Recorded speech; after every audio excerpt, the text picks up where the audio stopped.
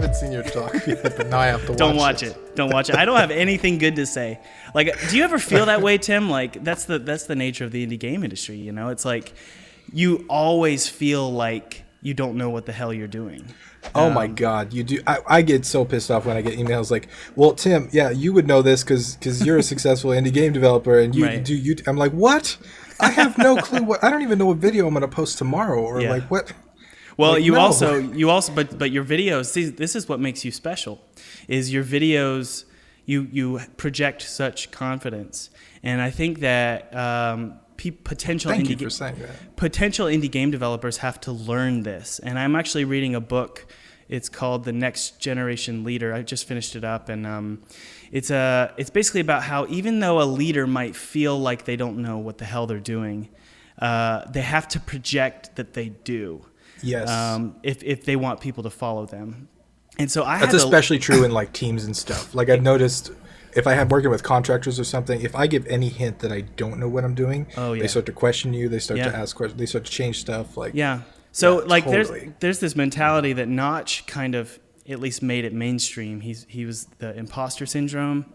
You know, and basically, I don't actually like talking about it, and I think that it's kind of BS. But I mean, everyone at some point is going to feel like a fraud, right? Right. And so my thought process is, I'm not gonna let myself feel that way. I'm going to be the person. How do you do that? You gotta give me the secret on that. Well, man, 'cause I'm still stuck there. I had Unity flew out and did a documentary of my studio. I live in South Carolina, which is, you know, 3 or 4 states. I can't remember how far above. We're somewhat close. 2 states? What is it? I should know this. We share an ocean. Yeah, we share an ocean, but they flew out to South Carolina from San Francisco.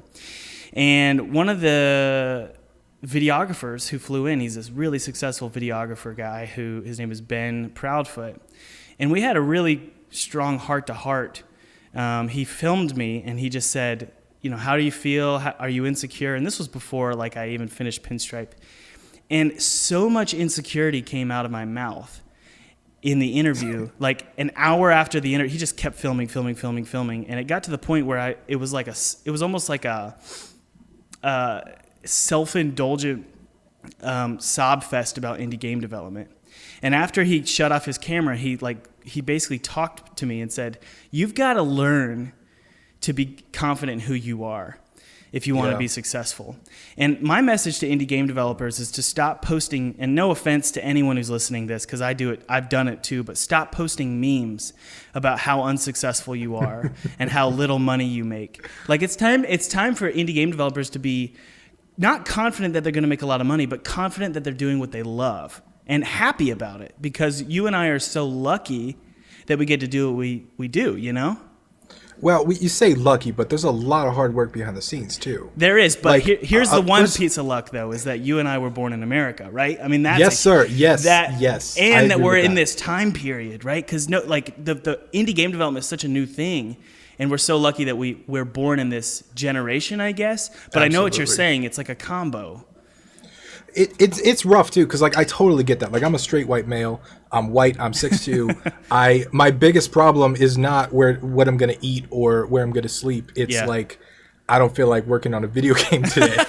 So yeah, like in that regard, totally. Like I am so blessed and like so extremely fortunate to be in the position I'm in. Yeah. But at the same time, like I feel like we are.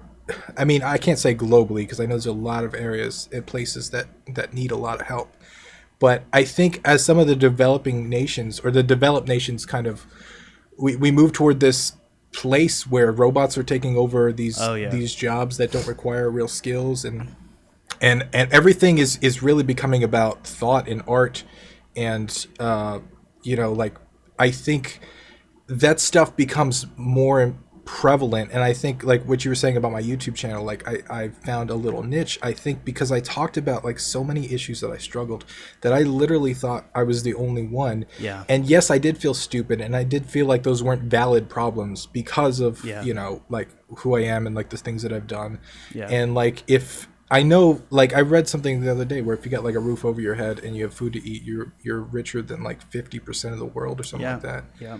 Yeah, that's crazy. Well, you know, and that's I'm just learning that it's not really about and this is a result of my last podcast I had. I had a podcast with Zhenghua. I think it's how you say his name. He's my publisher, and I should know how to say his name, but it's Zhenghua Yang. But we call him Z. We call him Z, and he's the owner of Serenity Forge. And he had 3 hours to live. He was on his deathbed. Wow.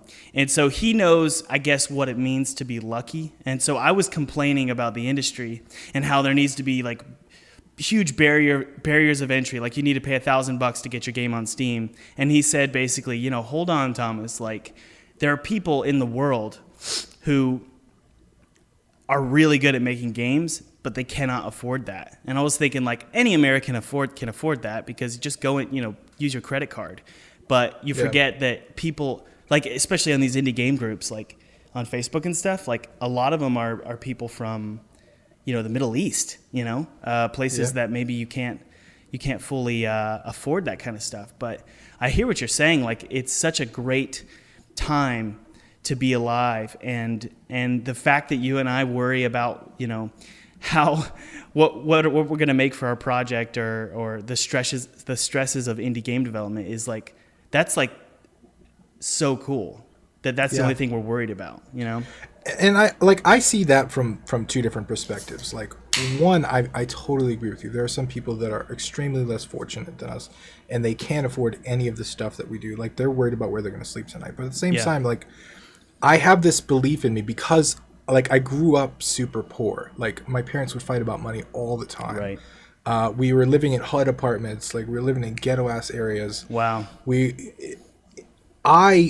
What I did when I like built a company is like it took so much like willpower and force that I didn't even feel like I had to just like, and I wouldn't even say make it, but just like survive, especially in like Los Angeles where like rent, it was like super high, and like it took just so much like work and effort that I feel like a lot of people, when they complain about stuff, really what they're saying is they wish it was easier. They wish they didn't have to put in the work. Yeah, I hear you, man.